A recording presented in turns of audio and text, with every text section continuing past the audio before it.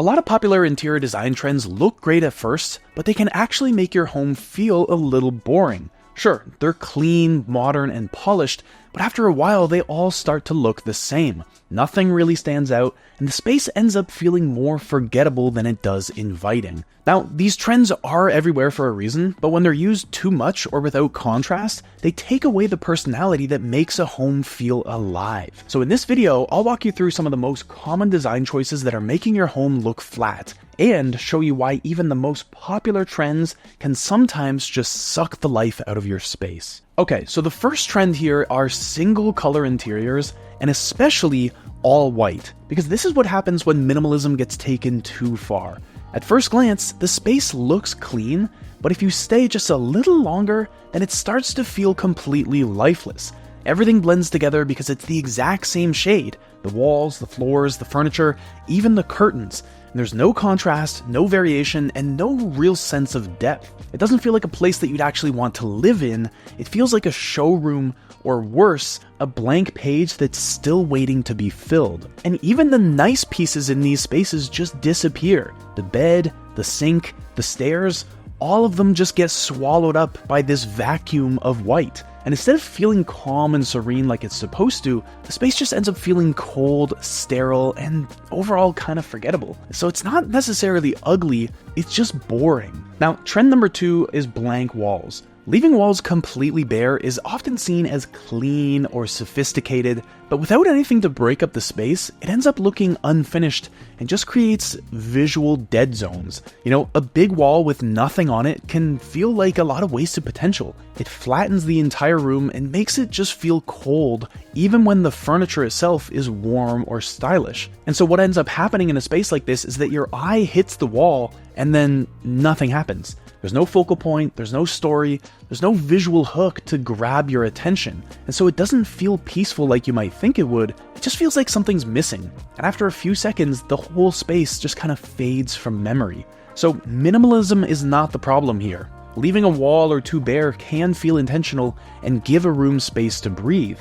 But when every wall is left empty, that's when the whole space just starts to feel lifeless. Now, speaking of minimalism, the third trend that makes your home look boring is overly minimalist spaces. So when I say this, I'm talking about when minimalism stops being a design choice and becomes the entire identity of the space. You know, everything looks curated to the point of being bland because there's not enough variety in material, form, or layout. And every piece just looks like it came from the same set, chosen for its quietness instead of its character. Now, I'll be honest, I'm attracted to a lot of minimalist spaces, but the difference here is that when you go overly minimalist, it doesn't invite curiosity. The space just kind of sits there, neat, controlled, and pretty boring. The furniture is basic, the layout is too safe, and nothing dares to be interesting. So it's like the goal was to make the space actually disappear. So you won't find any bold shapes, any layered materials, or any unexpected details. You just get the same smooth surfaces, neutral tones, and quietly repetitive styling. So it doesn't feel calming, it feels overly edited. Like someone filtered out all the fun, all the texture, and all the life from the space. So contrary to what hyper-minimalists think, this isn't a timeless look. It's just a timid look. And after a few seconds, there's really nothing left to see. Now, the fourth trend that makes your home look boring are matching furniture sets. Now, matching sets used to be a popular shortcut to create a cohesive space, but now they just make everything feel kind of pre-packaged, because instead of looking like a home, it starts to look like a furniture ad. You know, you've got the couch, the love seat, the ottoman, even the throw pillows, which are all matching completely perfectly. That's not curated, it's just copy-paste, right? And the moment your brain registers that everything is part of the same set, you stop noticing the individual pieces, and they all blend into a single big object with no visual hierarchy. And so this might feel safe, but that's exactly why it's boring. There's no tension, no variety, and nothing that gives the room any sort of unique point of view. And so matching sets remove the chance for any sort of personality. And that means that you're not designing a space, you're just filling it with matching shapes as if it's a game of Tetris. There's no surprise, no tension, no movement, just a room that's so balanced, it feels frozen in time. So it's polished, but it's also painfully forgettable. Alright, so trend number 5 that makes your home look boring is having too much symmetry. Just think about this. You've bought an entire furniture set, and the next step is usually just placing everything in perfect symmetry. And yes, symmetry can make a room feel tidy, but having too much symmetry just strips all the life out of it. Because when every object is mirrored, your brain just stops paying attention, and the space itself becomes overly predictable.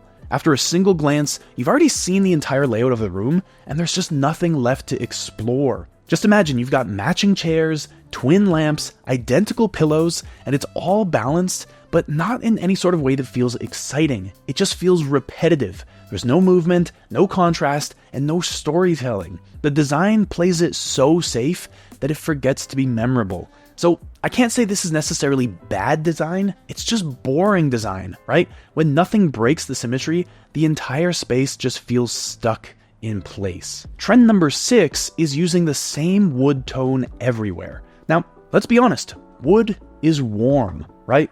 It's timeless, and it adds some beautiful natural texture. But when every single surface is the same type of wood, from the floor to the ceiling to the cabinets to the stairs, you stop noticing any of it. There's no rhythm and there's no contrast. It's just a sea of sameness. And that starts to feel heavy and flat and predictable. And even beautiful craftsmanship gets lost because there's no pause, no break, and no shift in texture or tone to give your eyes something to hold on to. And often when someone makes this mistake, these spaces just use one single wood tone across everything, so the entire room becomes monochrome in the most unintentional way. And despite what you might think, this isn't cozy, and it's not bold. It's just you living inside of a brown box. So at the end of the day, design isn't just about following rules or avoiding bad choices. It's about creating a space that feels alive. Because when everything is too matchy-matchy, too symmetrical, or too safe, a room stops being interesting and just starts being kind of bleh. Matching sets, perfect balance, and wall-to-wall wood might look polished in your mind, but they rarely feel personal. But what makes a space truly stand out is contrast, rhythm, and a few surprises.